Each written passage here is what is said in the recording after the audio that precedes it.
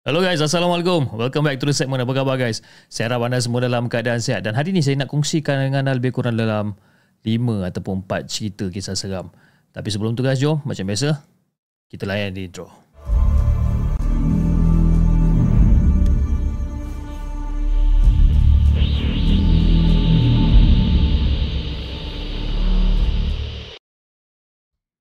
Okay guys, intro pun kita dah layan. Tapi sebelum saya nak mulakan dengan kita punya rancangan pada malam ini, pada siapa yang masih lagi belum subscribe, korang boleh tekan butang subscribe sekarang. Butang subscribe tu percuma je guys.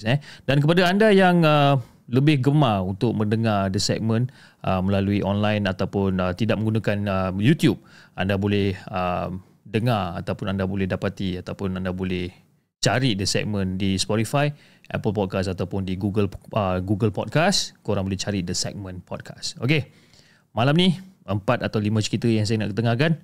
Jom kita dengarkan kisah kita yang pertama. Kisah yang ditulis oleh Nur Aiza. Jom kita dengarkan.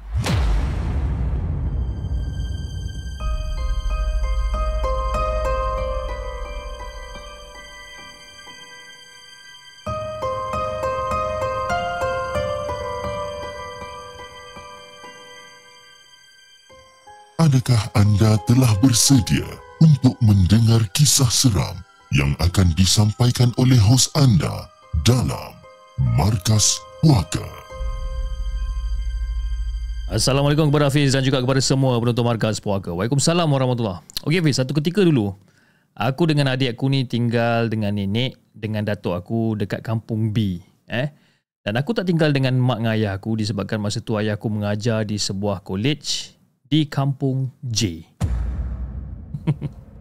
Dia ada kampung B, dia ada kampung J. Okay? Yang jauh jugalah daripada kampung nenek aku ni. Jadi nenek aku ni Fiz, dia ambil keputusan supaya aku dengan adik tinggal je dengan dia. Senang untuk pengurusan sekolah dan tak perlu lagi aku nak kena berpindah randah ikut ayah dengan mak aku ni. Cuma adik aku yang kecil-kecil je yang mak aku bawa bersama. Jadi, rumah nenek dengan datuk dekat kampung B ni berdekatan dengan rumah jiran-jiran. Adalah lebih kurang dalam 6 biji rumah sekitar dia ni. Dan rumah nenek pada waktu tu terletak di bahagian belakang sekali. Dekat tepi hutan-hutan. Tepi hutan-hutan kecil. Jadi, ada seorang jiran ni yang aku gelarkan dia sebagai moyang.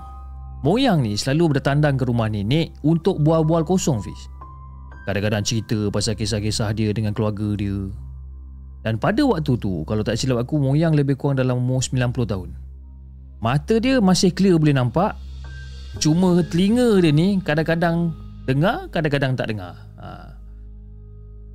Jadi kita orang bertiga ni dengan nenek selalulah tidur dekat rumah moyang atas pelawak anak-anak dia ni. Kecuali atuk aku, selalu banyak urusan kat luar rumah. Jadi keluarga moyang ni dah menganggap nenek dan juga atuk aku ni dah macam saudara diorang sendiri tau. Dah berpuluh-puluh tahun diorang ni tinggal berjiran dan diorang ni langsung tak pernah bergaduh. Jadi pada satu hari tu aku bertiga dengan nenek bermalam lah dekat rumah moyang. Jadi Fiz, gambaran dia rumah moyang ni 2 tingkat dan boleh dikatakan tak berapa jauh juga daripada rumah nenek. Jadi selepas dah selesai makan malam, dah bersembang dengan keluarga moyang tu, jadi aku, adik dengan nenek segera naik ke tingkat atas untuk tidur. Jadi Fiz, masa kita orang tengah menaiki tangga tu, aku dengan adik-beradik aku ni macam berebut-rebut lah. Biasalah budak-budak kan, berebut-rebut siapa yang akan sampai dulu dekat atas. Budak-budak Fiz, mana fikir apa lagi time tu, fikir nak main aja. Jadi oleh disebabkan tangga kayu tu bunyi dia macam agak kuat, apatah lagi bila kita orang menaiki tangga tu dalam keadaan yang tergopoh-gapah. Memang kuat lah bunyi tangga. Krak. Bunyi tangga tu.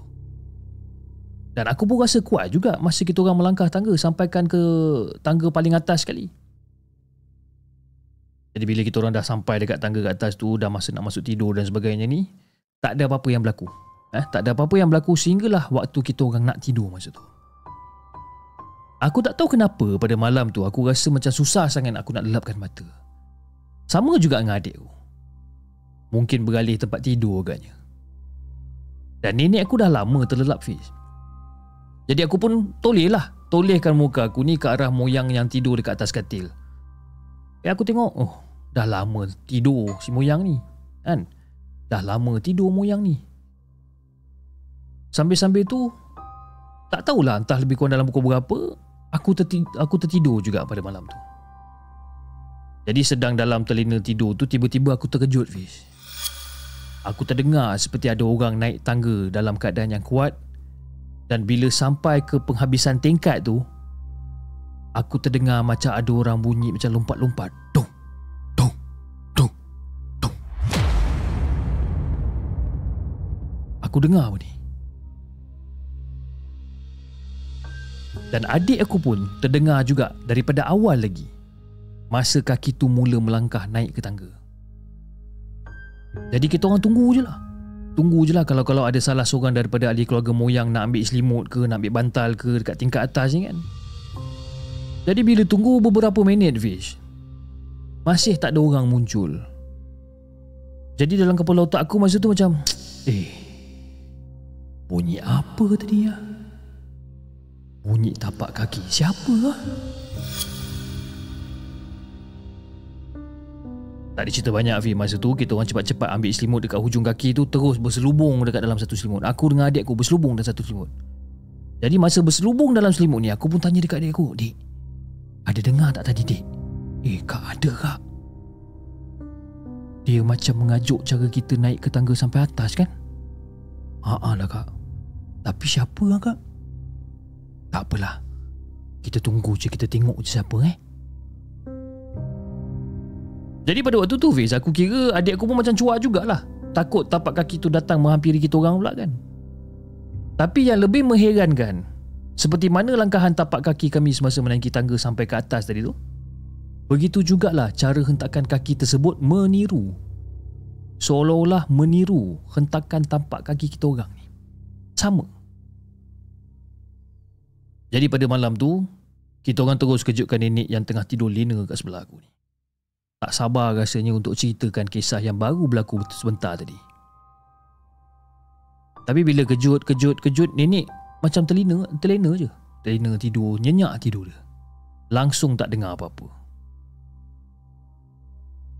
Ataupun nenek aku dia sengaja buat-buat tak dengar tak?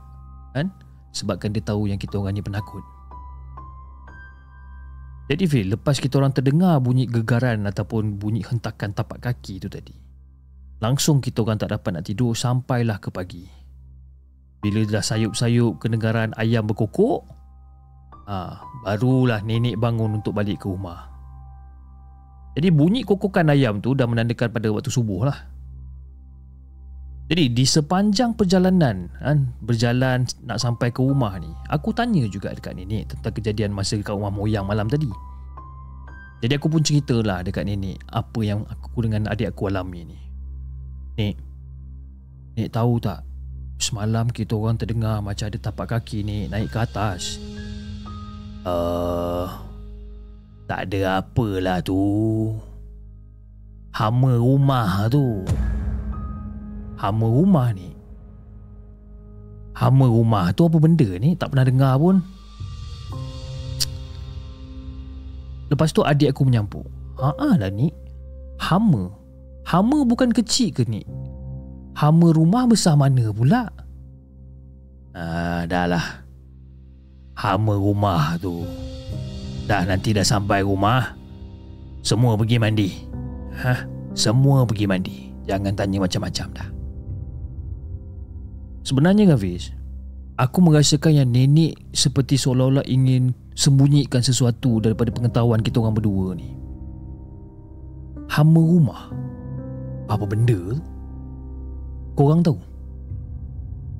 Dan itulah kisah yang aku nak kongsikan dengan Hafiz dan juga kepada semua penonton Markas Puaka. Assalamualaikum.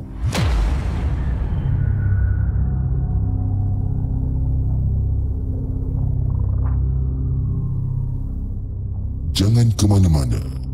Kami akan kembali selepas ini dengan lebih banyak kisah seram. Itu guys, kisah yang pertama. Kisah yang pertama yang dikongsikan oleh Nur Aizah dengan kisah dia yang berjudul Sesuatu Hinggap di Rumah Moyang. Seram Apa benda hama rumah ni? Korang tahu ke hama rumah ni apa benda kan? Anyway, terima kasih kepada anda semua yang masih lagi setia menonton rancangan Markas Poker. Yang mana yang baru masuk, terima kasih saya ucapkan selamat datang ke dalam rancangan Markas Poker pada malam ni. Dan mungkin ada yang tengah bermerah mata sekarang sebab saya menggunakan jaket Liverpool. Walaupun kita berada dalam gua, tapi kita sama-sama lah berada dalam gua bersama-sama. Kita tengok siapa yang keluar dulu. Okey, jom kita dengarkan kisah kita yang kedua. Kisah yang dikongsikan oleh Mimi. Jom kita dengarkan.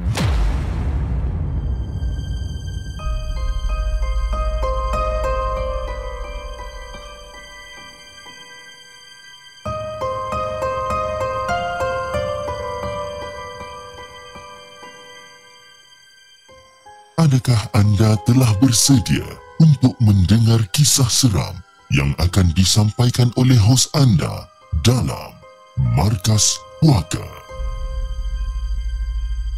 Assalamualaikum dan salam sejahtera kepada Hafiz dan juga kepada semua penonton Markas Puaka. Waalaikumsalam warahmatullahi. Okey Hafiz, saya nak berkongsi kisah berkenaan dengan seorang wanita yang mengamalkan ilmu hitam. Dan cerita ini adalah berdasarkan kejadian benar yang diceritakan kepada saya. Jadi, macam ni kisah dia, Fiz. Pada tahun 60-an, dekat sebuah kampung kecil yang agak terpencil di negeri Sarawak ni, tinggal seorang gadis yang cantik yang bernama Tipah. Dan Tipah ni pula merupakan gadis yang sangat cantik dan menjadi kegilaan orang ramai. Lagi-lagi orang kata jejaka-jejaka dekat kampung berkenaan. Berkulit cerah, sopan santun dan juga peramah. Dia benda-benda ni dia menjadikan si Tipah ni menjadi topik perbualan ataupun topik bualan bibir jenaka dekat kampung dia ni. Bak kata orang kalau dapat bertegur sapa dengan Tipah ni, itu merupakan satu perkara yang bertuah untuk dia orang. Dan setiap hari jejaka ni akan sengaja lalu kawasan perumahan Tipah untuk melihat kelibat Tipah, sama ada Tipah menjemur pakaian ataupun berada dekat luar rumah. Jadi Fiz, Tipah ni pula, dia ni tinggal dengan kedua orang tua dia dan merupakan anak tunggal dekat dalam keluarga dia ni. Dan bapa dia pula seorang tukang kebun getah. Tukang kebun getah. Dan mak dia pula hanya suri rumah. Jadi kehidupan Tipah sangat-sangat naif tau. Naif dan sangat-sangat memerlukan. Tapi bapa dia ni tetap berusaha untuk menyara keluarga dia ni. Tak kisahlah. Dia tetap usaha sebaik mungkin untuk sara keluarga Tipah ni. Dan diorang ni, 3 orang ni, bapa dia, mak dia dan juga Tipah ni, diorang ni merupakan satu keluarga yang bahagia. Walaupun serba kekurangan Fiz, tapi diorang bahagia. Jadi pada satu hari tu, masa Tipah nak menghantar bekal bapa dia ke kebun, ada satu kejadian malang yang telah menimpa dia ni. Tipah telah diperkosa oleh sekumpulan lelaki.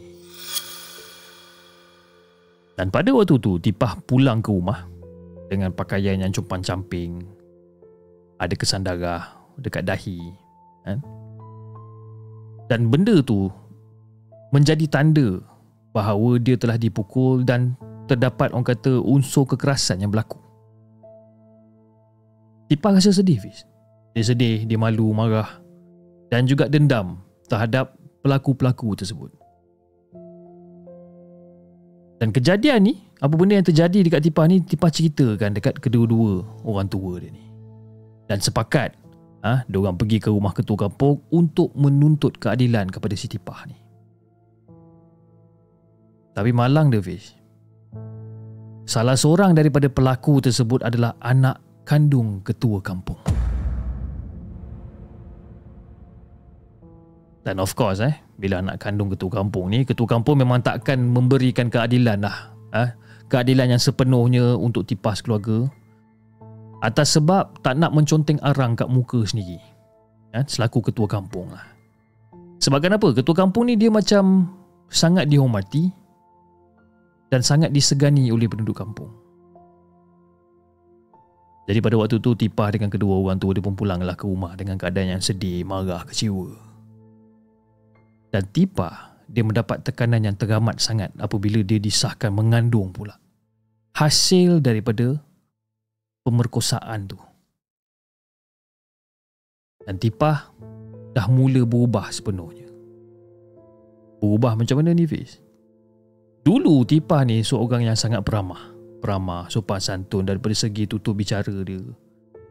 Tapi sekarang dia menjadi agresif, sensitif, mudah melenting, maki hamun sana sini.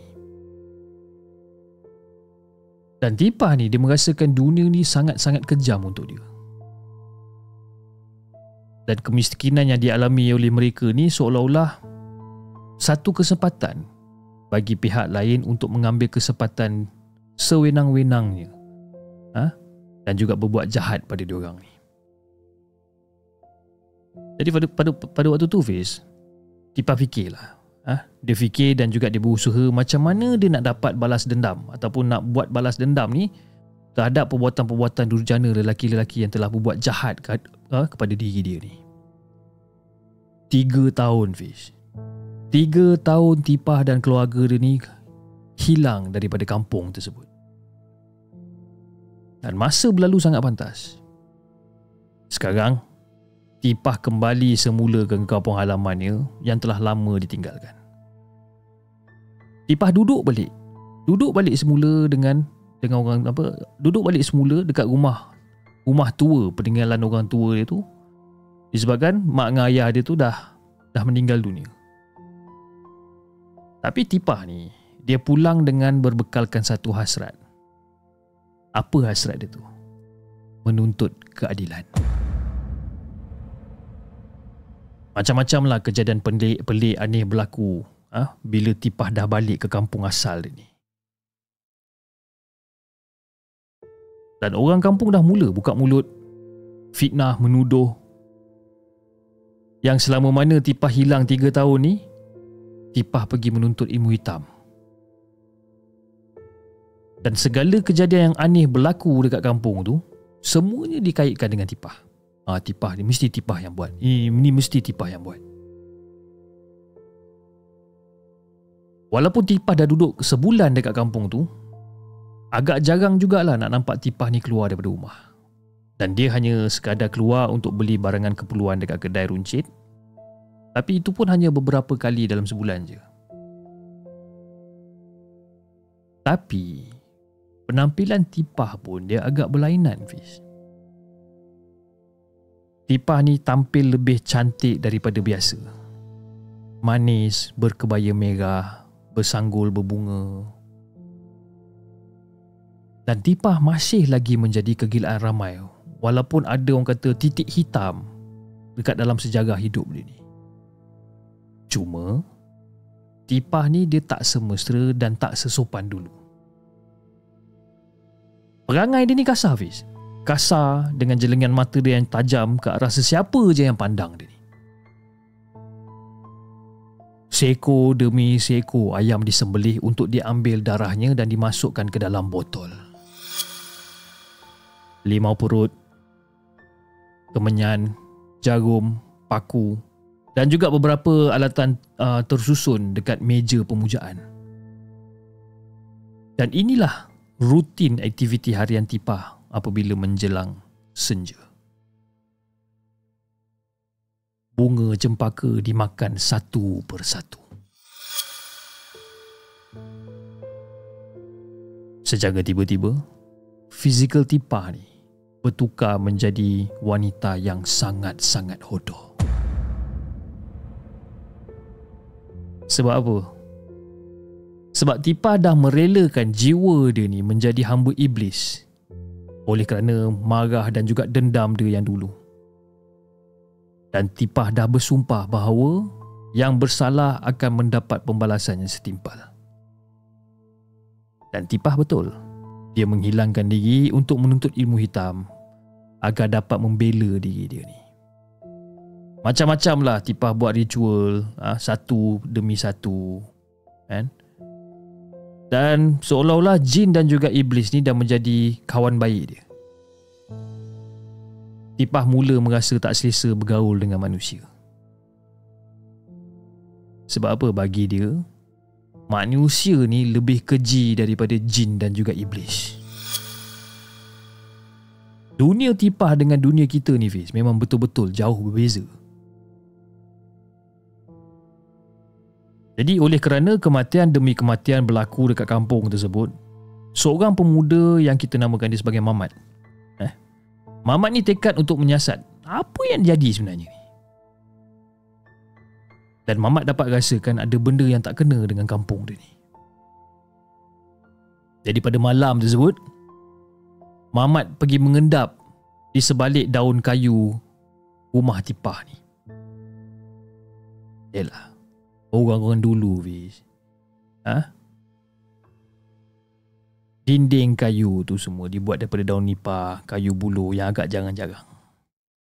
Jadi agak mudah jugalah si Mamat ni nak mengintai di sebalik celahan tu untuk tengok apa benda yang jadi kat dalam ni. Jadi bila tengok dekat dalam, dia nampak Tipah tengah melakukan beberapa pemujaan. Jadi bila si Mamat ni tengok kan, dia dapat baukan, orang kata asap kemenyan yang sangat-sangat pekat. Bau asap tu menusuk hidung dia ni. Dan mulut Tipah ni terkumat kamit bacakan mantra yang tak ada siapa pun boleh faham. Dan pada ketika tu, terdengarlah lolongan anjing dan juga burung hantu memecah keheningan malam pada waktu tu. Jadi peluh jantan dah mula keluar daripada dahi Mamat ni. Dan Tipah masa tu dilihat sedang meminum darah dan ketawa mengilai.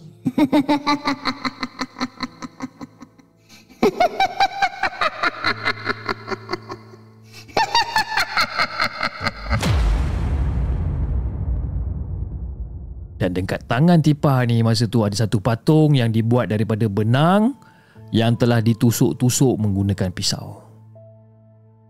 Dan Tipah menyeru dan memanggil dengan nada yang seakan-akan mengarah. Wahai jin, penghuni rimba, datanglah aku seru namamu. Dan secara tiba-tiba hujan turun selebat-lebatnya, Fish. Dan Mamat berusaha untuk berselindung di sebalik atap rumah yang masih, orang kata, tengah leka mematikan gelagat Tipah di sebalik dinding tu. Menggigil ketakutan si Mamat ni, Fish.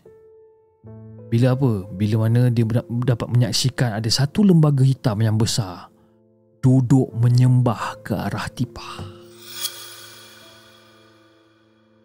Aku datang menyembahmu, Tuan. Aku akan turut segala kemahuanmu. Lembaga hitam tu cakap macam tu. Dan pada waktu tu, Tipah ketawa terbahak-bahak seakan dapat satu kepuasan dekat dalam diri dia ni. Dan pada waktu tu si Mamat ni dah tak tahan, Hafiz. Dia berlari sekuat hati menuju ke rumah dia. Dan malam tu Mamat tak dapat elapkan mata, terfikirkan dengan kejadian yang dia nampak tadi tu. Jadi keesokan harinya tu, gempar seluruh kampung. Ada satu mayat mati dalam keadaan yang sangat-sangat mengerikan. Lehernya tu seperti dicekik. Mata dia tersembul keluar dan terdapat kesan-kesan lebam dekat dada dia. Nama budak tu Iwan. Dan Iwan ni adalah merupakan mangsa lelaki keempat yang telah mati secara tragis di dalam bulan tersebut. Dan kesemua mangsa yang mati merupakan lelaki yang telah menceroboh kehormatan Tipah satu ketika dulu.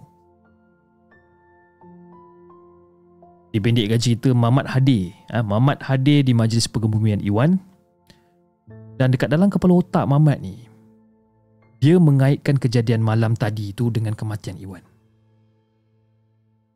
Adakah terdapat perkaitan di antara kedua-duanya?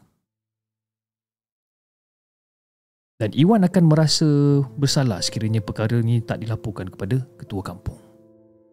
Mamat Mamat akan berasa bersalah sekiranya perkara ini tidak dilaporkan kepada ketua kampung.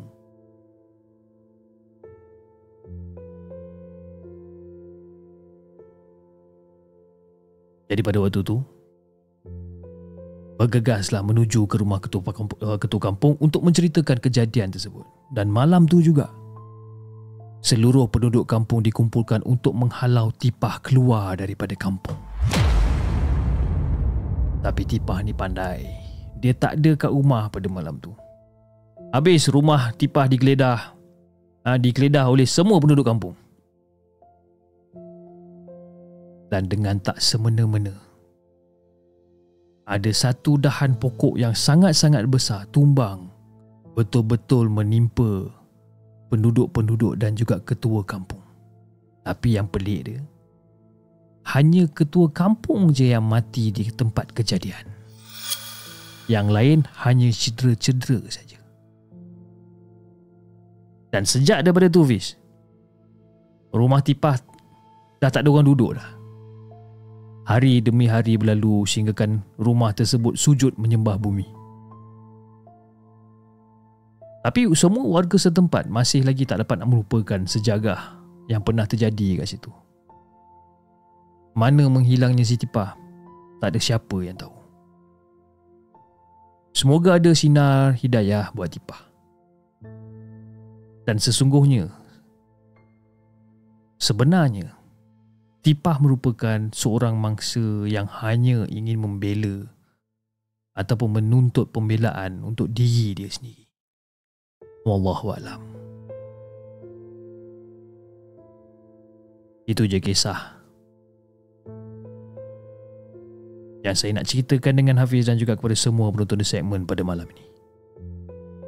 Assalamualaikum.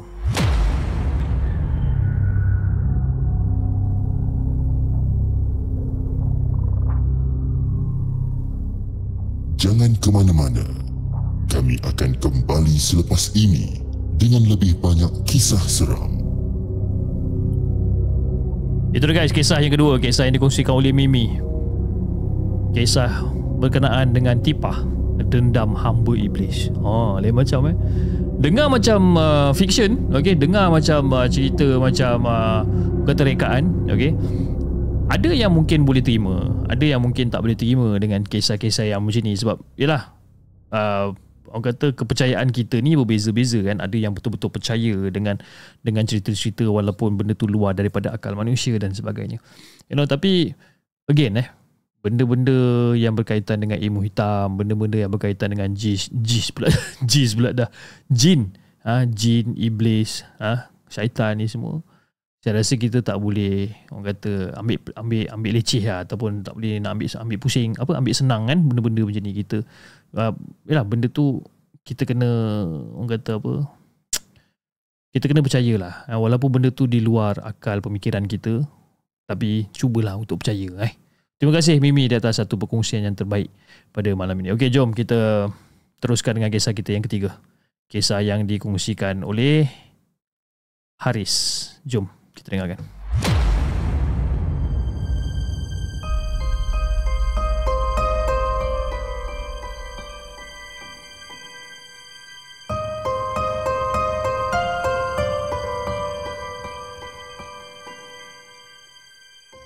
Adakah anda telah bersedia untuk mendengar kisah seram yang akan disampaikan oleh hos anda dalam Markas Puaka?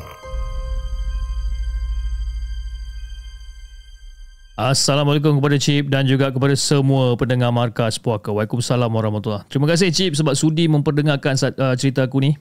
Dan kejadian ni dah jadi kira-kira 6 ke 7 tahun yang lepas, tapi aku masih lagi tak dapat nak lupakan pengalaman aku sebagai seorang security guard ataupun seorang pak guard.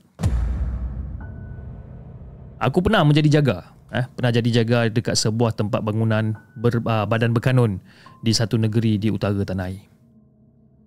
Jadi untuk pengetahuan Cip dan juga kepada semua pendengar-pendengar di segmen, kawasan ni dia mempunyai 2 post guard dan 4 bangunan. Dan salah satunya adalah sebuah bangunan 2 tingkat iaitu pejabat. Sebuah bangunan pejabat untuk staff-staff dan satu lagi bangunan store untuk menyimpan barang-barang macam barang-barang cleaner, barang-barang tukang kebun dan sebagainya.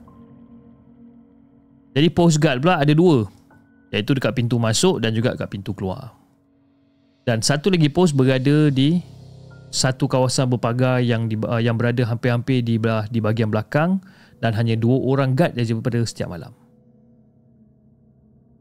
Jadi kawasan berpagar tu untuk meletakkan kenderaan yang mengalami kemalangan dan juga kenderaan-kenderaan yang disita. Jadi diorang akan letak dekat kawasan tu.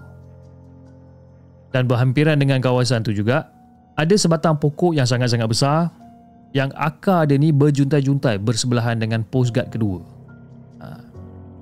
Jadi kalau dah nama pun jaga habis, mestilah kita kena ada buat rondaan clocking, betul tak? Jadi terdapat 4 poin. 4 poin yang harus dibuat clocking dan clocking setiap 2 jam. Okay, ada 4 poin je, tak banyak. Jadi kejadian ni terjadi pada satu malam yang kebetulan kawan sekerja aku tak berapa nasihat. Jadi selalunya kita orang ni akan berdua lah untuk membuat rondaan. Tapi pada malam tu aku terpaksa bergerak secara solo. Dan untuk pengetahuan semua, di bahagian belakang kawasan ni adalah sebuah ataupun ada satu tempat tanah perkuburan satu bangsa bukan Islam. Dan sebab tu di poin pertama, iaitu di bangunan 2 tingkat, masa tu aku terdengar tu macam ada orang berjalan dekat tingkat atas. Aku heran, masa tu dah nak ke pukul 4 pagi ni, cik. Dan nak dekat pukul 4 pagi dengan tingkat atas tu lampunya tak dinyalakan. Aku dengar ada orang macam berjalan dekat situ. Jadi aku macam okay lah, whatever lah, aku malas nak ambil pot. Lepas tu aku pergi ke bangunan kedua untuk buat clocking di bahagian belakang sekali. Jadi masa aku tengah berjalan ke point tu, aku tiba-tiba terasa macam seram sejuk tau. Walaupun aku berjalan ni dah berpeluh ni, aku rasa seram sejuk. Jadi Fiz, dekat bahagian belakang bangunan tu ada satu meja batu bersama dengan 4 buah kerusi. Dan kat situ dijadikan tempat melepak staff-staff. Dan yang tu pula dia membelakangi tempat clocking. Tempat tu lah. Jadi pada waktu tu bila aku dah sampai kat situ, waktu aku tengah nak kunci clocking masa tu, aku dapat rasakan macam ada satu hawa sejuk dan juga angin sepoi-sepoi bahasa daripada belakang aku ni. Datang satu angin, kan? Dan tak lama kemudian datang satu bau yang aku tak pernah bau pada ketika tu. Nak kata bau bangkai, bukan bau bangkai. Nak kata bau hanyi, tak hanyi. Tapi bau busuk ni datangnya daripada belakang aku tau. Yang hanya beberapa meter jauh daripada meja batu. Mana sekarang ni aku tengah berdiri, hanya beberapa meter daripada meja batu dekat belakang aku ni. Waktu ni Fish, dah meremang satu badan ni Fish. Jadi dalam masa orang kata tengah cuak-cuak, takut-takut, mengemang-mengemang ni,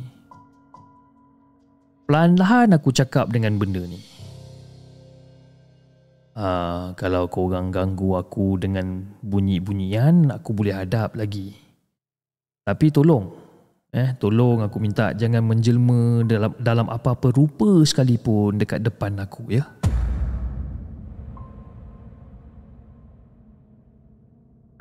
Aku sengaja cakap macam tu, Fish. Sebab apa? Aku dapat merasakan yang ada satu lembaga yang berada dekat belakang aku ni. Sambil-sambil tu dengan mulut aku baca ayat kursi.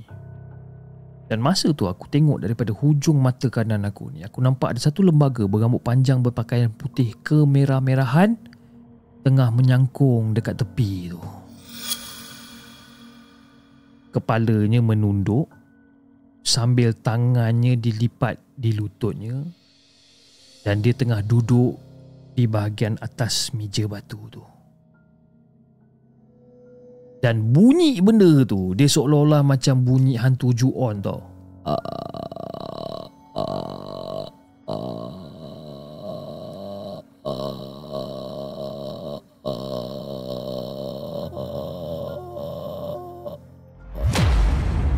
Contohlah bunyi hantu Ju-on.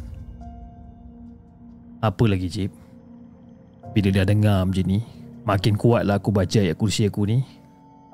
Sambil-sambil tu aku terus lari.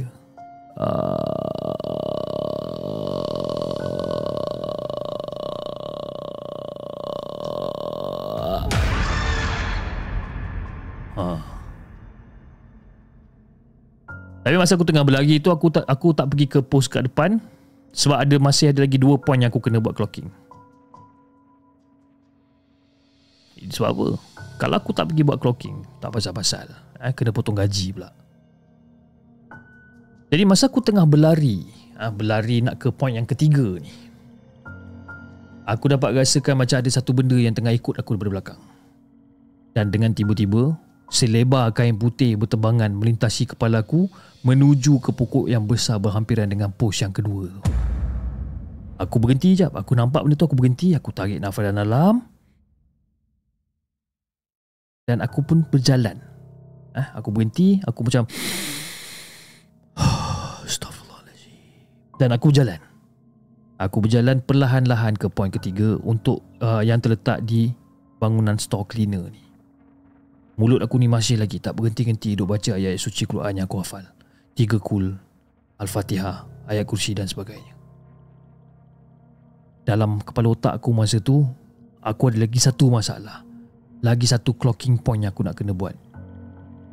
Bersebelahan dengan pokok besar tu ada satu bangunan kat situ. Itu ada pos yang kedua kat situ. Aku kena buat clocking kat situ. Dan tempat clocking tu memang betul-betul bersebelahan dengan pokok besar yang kain tu singgah tu tadi. Jadi lepas dah settle clocking point yang ketiga, aku pun berjalanlah menuju ke clocking point yang keempat. Dalam keadaan yang tergeta-geta ni. Lalu dekat bahagian bawah pokok besar tu.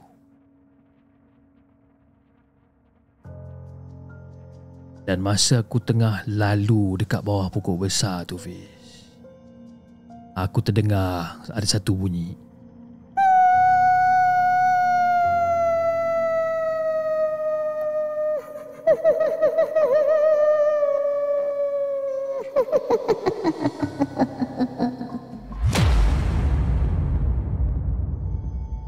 Bunyi hilayan. Bunyi hilayan yang agak panjang dan juga mendayu-dayu. Lupa nak tekan off button. Jadi sambil membuat clocking tu, dan aku terdengar ada satu suara garau yang menyapa aku. "Hei, takut ke?"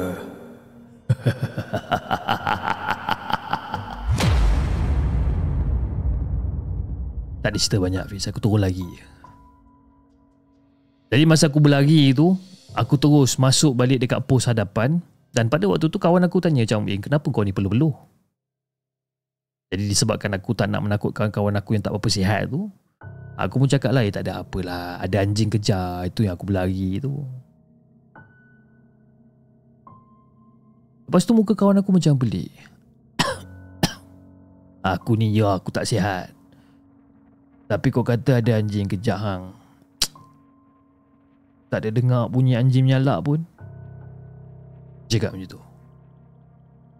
Jadi itu antara pengalaman seram aku sewaktu aku jadi Pak Gad dululah. Sebenarnya ada banyak lagi pengalaman seram yang aku alami semasa menjadi Pak Gad di beberapa tempat. Dan di setiap tempat tu yang aku menjadi jaga, aku menjadi Pak Gad ni, akan ada gangguan yang terjadi. InsyaAllah aku akan kongsikan di episod yang akan datang. Terima kasih kepada Cip dan juga kepada semua penonton Markas Puaka kerana sudi untuk mendengarkan kisah aku ni. Assalamualaikum.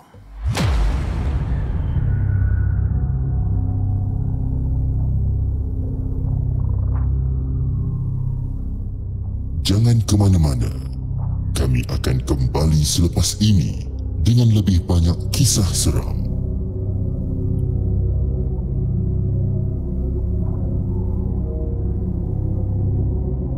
Kisah yang dikongsikan oleh Hasris, Lembaga Ganggu Pak Gad.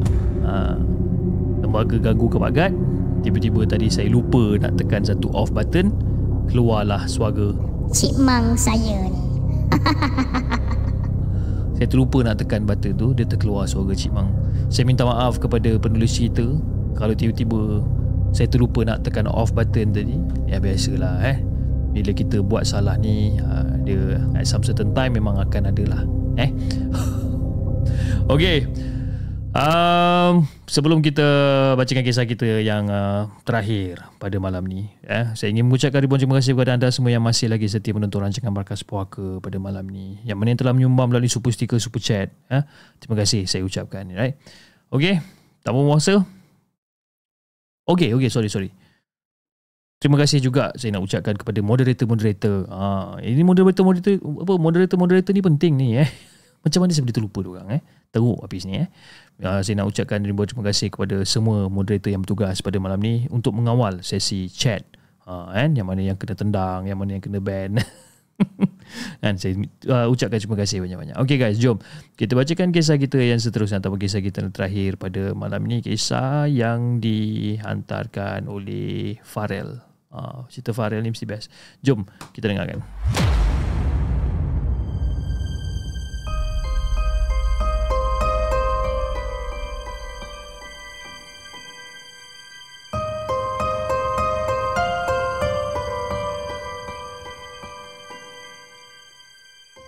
Adakah anda telah bersedia untuk mendengar kisah seram yang akan disampaikan oleh hos anda dalam Markas Puaka? Assalamualaikum kepada Hafiz dan juga kepada semua penonton Markas Puaka. Waalaikumsalam warahmatullahi. Bertemu lagi kita dengan kisah pengalaman saya. Oh ya, macam biasalah, nama saya Farel dan kisah ini berlaku pada tahun 2022 di Keluang. Jadi pada satu petang ni, datanglah seorang makcik tua bersama dengan cucu dia ni ke rumah sewa saya. Jadi dia pun bagi salam lah. Dia bagi salam dan minta izin untuk masuk ke rumah. Dan dia macam tek. Assalamualaikum. Ya cik. Jadi saya pun mempersilakan mereka masuk rumah, duduk sambil memerhatikan gelagat cucu dia macam yang agak pelik sedikit. Makcik, kenapa makcik nak jumpa saya ni? Dan makcik tu masih lagi berdiam diri tau, sambil mata dia ni melilau memandang kawasan ruang tamu masa tu. Dia pandang kiri kanan, pandang belakang kan. Dan sesekali memandang cucu dia yang kini telah pun tertongging dekat sebelah dia. Jadi saya pun macam senyum lah. Senyum kerana saya perasan yang cucu dia ni mengesot ke depan dan ke belakang berulang kali sambil menongging. Lagak dia seperti seekor siput babi. Macam tu dia. Macam tu kan. Dia tongging ke depan ke belakang, ke depan ke belakang. Jadi setelah agak lama berdiamkan diri ni, makcik tu pun macam cucu makcik ni dah 2 hari macam ni. Pelik betul lah makcik ni. Oh ya ke makcik? Macam mana boleh jadi macam ni makcik? 2 hari lepas, anak makcik bawa dia ni pergi ke taman permainan sana tu. Itu kat belakang tu. Dan kawasan taman permainan tu Fiz, tak jauh daripada rumah saya tau. Jadi saya pun tanya balik makcik ni, oh, pergi kat taman permainan tu ke makcik? Pergi waktu maghrib ke? Makcik dah larang dah, jangan bawa anak keluar waktu maghrib. Tapi itulah, anak makcik tu degil sungguh. Bawakannya juga cucu makcik ni keluar waktu maghrib. Sampai ke sudah dia macam ni. Biasalah tu makcik. Dan masa tu saya terketawa kecil je. Lepas tu makcik tu pun cakap lagi, orang zaman moden sekarang ni hampir tak percaya. Hampir tak percaya ataupun dah tak percaya pada hadis Nabi yang melarang kita keluar pada waktu maghrib. Itulah budak zaman sekarang. Langsung tak percaya dengan hadis Nabi. Lah makcik, lupakan je lah semua tu cik. Ni sekarang ni macam mana keadaan cucu makcik tu? Badan dia ni panas sangat. Hingus keluar tak henti-henti. Banyak pekat pula tu.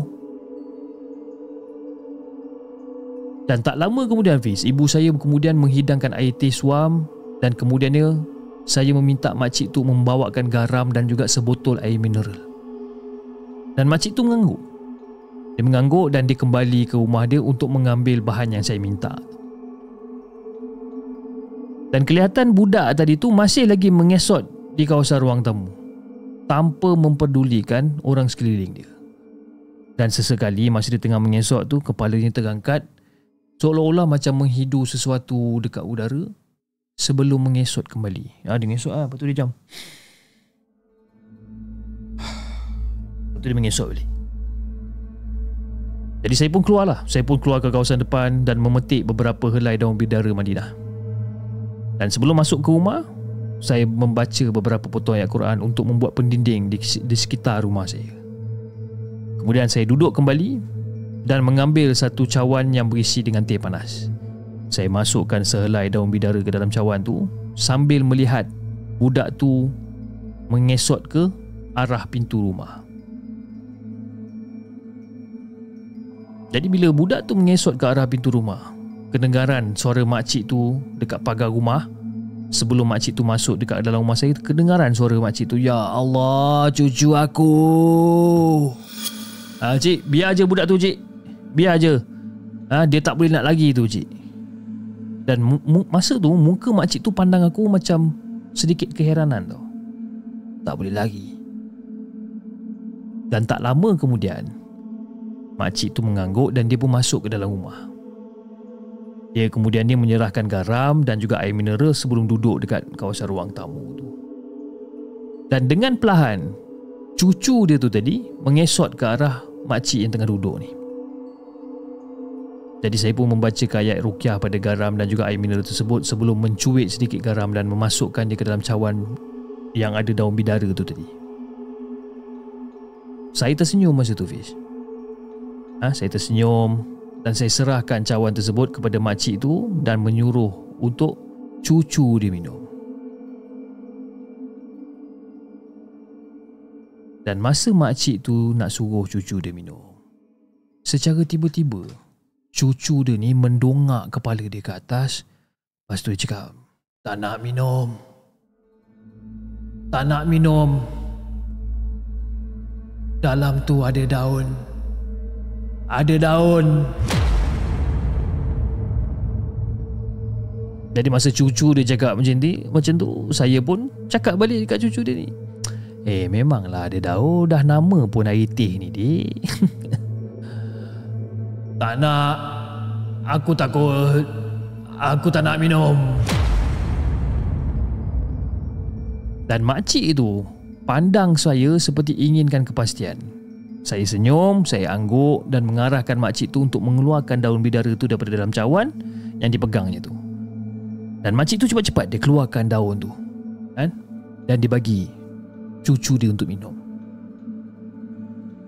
Jadi dalam keadaan yang sedikit teragak-agak, budak tu pun minum air tu sampai habis. Dan secara tiba-tiba habis, budak tu menggelupur dan kejang masa tu. Terkejang-kejang dia dekat atas lantai. Dan pada waktu tu saya tengok je budak ni. Saya tengok dia dalam keadaan yang menggelupur macam ni. Saya dengan tenang dia buka sedikit pintu rumah dan saya pun duduk balik. Kalau kau tak nak sakit, tu pintu aku dah buka. Kau boleh keluar sekarang. Dan budak tu masih lagi menggelupur tau. Menggelupur. Aku cakap dengan kau ni, kalau kau tak nak rasa sakit, tu, engkau boleh keluar sekarang. Sakit. Pahit.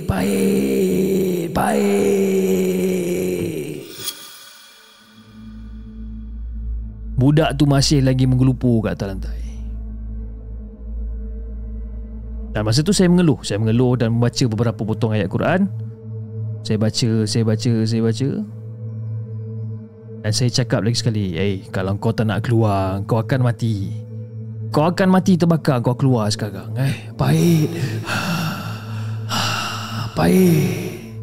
Aku kata keluar. Kau keluar sekarang. Kalau kau tak nak mati, kau keluar sekarang. Baik.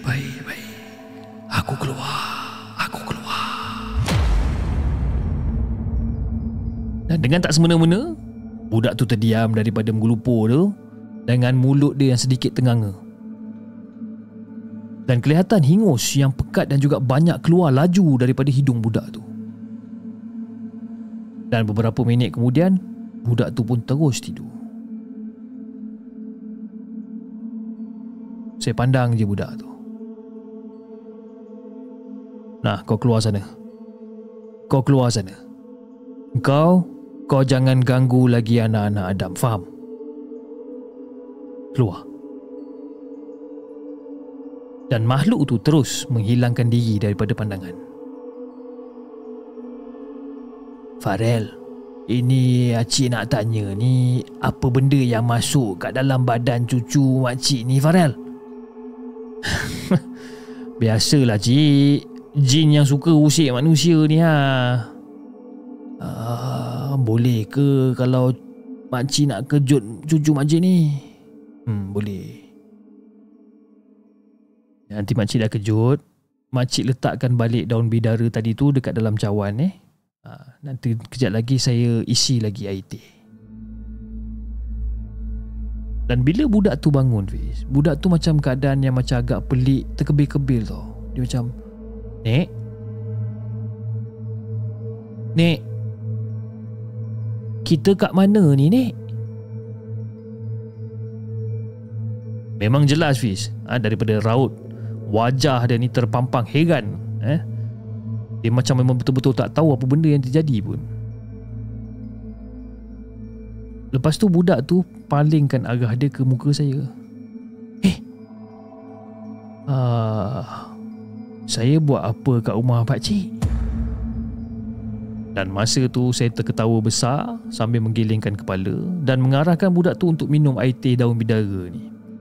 Dan budak tu minum dengan penuh selera. Dia minum sebelum dia meminta secawan lagi air teh. Lepas tu nenek dia pun pandang. Lepas tu nenek dia pun tanya, sedap ke cu? Sedap, Nek. Dan budak tu terus meneguk air teh tersebut. Nenek belajarlah buat air sedap macam ni, Nek. Bukan sama je ke air teh dekat rumah nenek? Tak sama, Nek. Yang ni sedap, Nek. Sedap ni.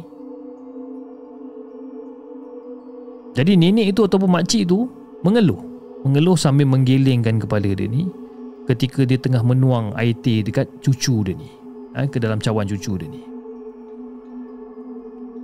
Jadi saya pun cakap lah dekat nenek, makcik, air ni separuh buat mandi, separuh lagi boleh buat masak.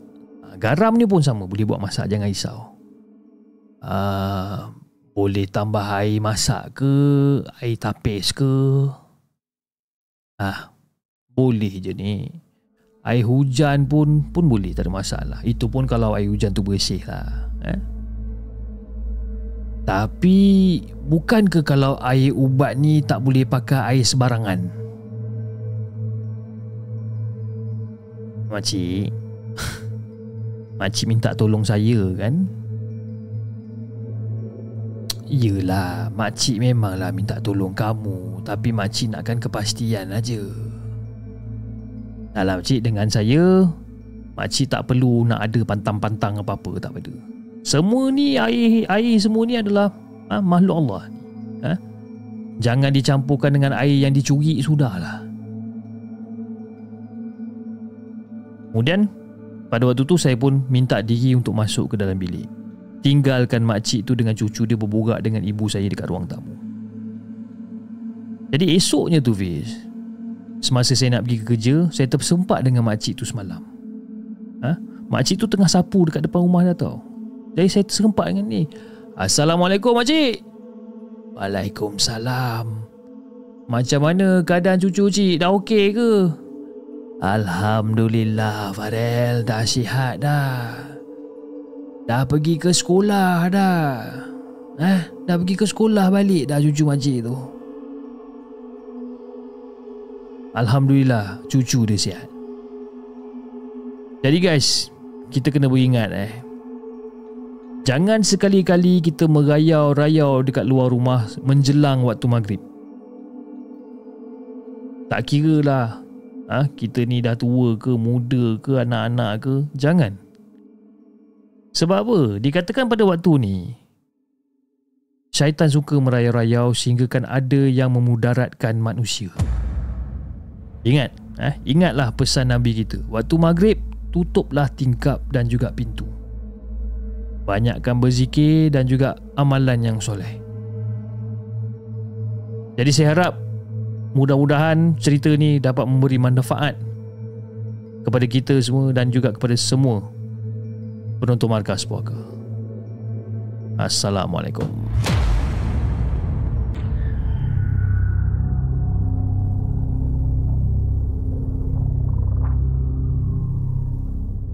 Jangan ke mana-mana. Kami akan kembali selepas ini dengan lebih banyak kisah seram. Itu dia guys, kisah yang terakhir, kisah yang dikongsikan oleh Farel. Kisah dia yang berjudul Disampuk Jin Siput. Jin Siput jangan main-main. Okay guys, saya rasa itu saja guys untuk malam ni, dan insyaAllah kita akan berjumpa lagi di next coming episode dengan lebih banyak kisah-kisah seram yang kita nak ketengahkan. Jadi jangan lupa like, share dan subscribe channel segmen, dan insyaAllah kita akan jumpa lagi on the next coming episode. Assalamualaikum.